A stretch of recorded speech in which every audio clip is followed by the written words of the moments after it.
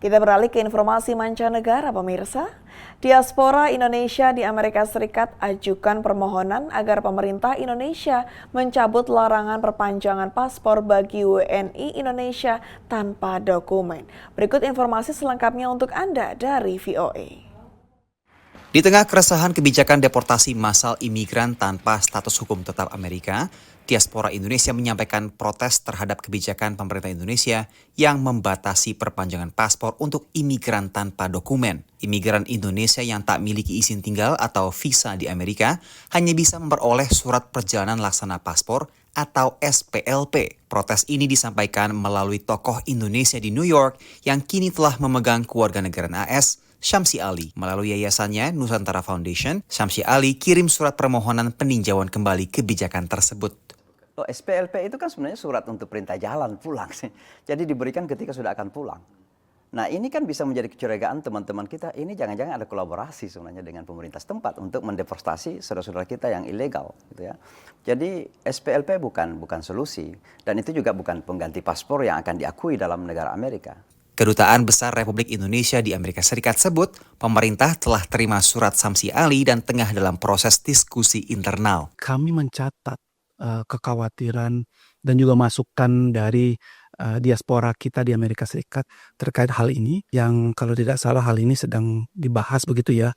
Semoga kita bisa mendapatkan suatu solusi yang juga mengedepankan dan melindungi kepentingan WNI diaspora Indonesia di Amerika Serikat dan di seluruh dunia begitu. Per bulan Mei 2025 ini pemirsa, pemerintah Amerika Serikat perketat aturan perjalanan pesawat terbang domestik.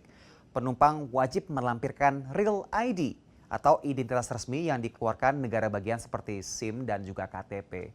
Bagi warga imigran tanpa dokumen izin tinggal tetap, paspor jadi satu-satunya identitas resmi yang bisa digunakan untuk berpergian.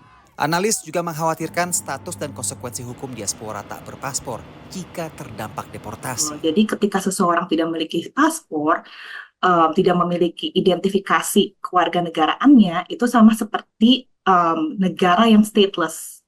Jadi negara yang benar-benar, jadi di sini seseorang tersebut bukan tidak bisa tinggal di Amerika Serikat, tapi juga tidak jelas kewarganegaraannya, ditakutkan seperti itu. Dan nanti juga ditakutkan seperti ICE atau pemerintah Amerika Serikat akan bingung juga ini nanti dibalikinnya kemana. Sebagian diaspora tanpa dokumen yang memiliki anak yang lahir di Amerika bisa dapatkan kewarganegaraan ketika anaknya beranjak dewasa. Teman-teman kita sudah punya anak, kemudian anaknya berumur 18-21 tahun dan sudah bisa kerja, anak ini bisa mensponsori orang tuanya.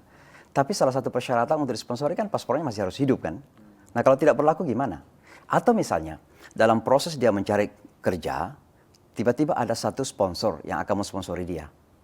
Tapi kan persyaratannya paspornya harus berlaku. KJRI New York perkirakan ada sekitar 80.000 WNI di wilayah kerjanya. Sebagian diantaranya adalah imigran tanpa status tetap. Dari New York, Randy Wicaksana, VOA.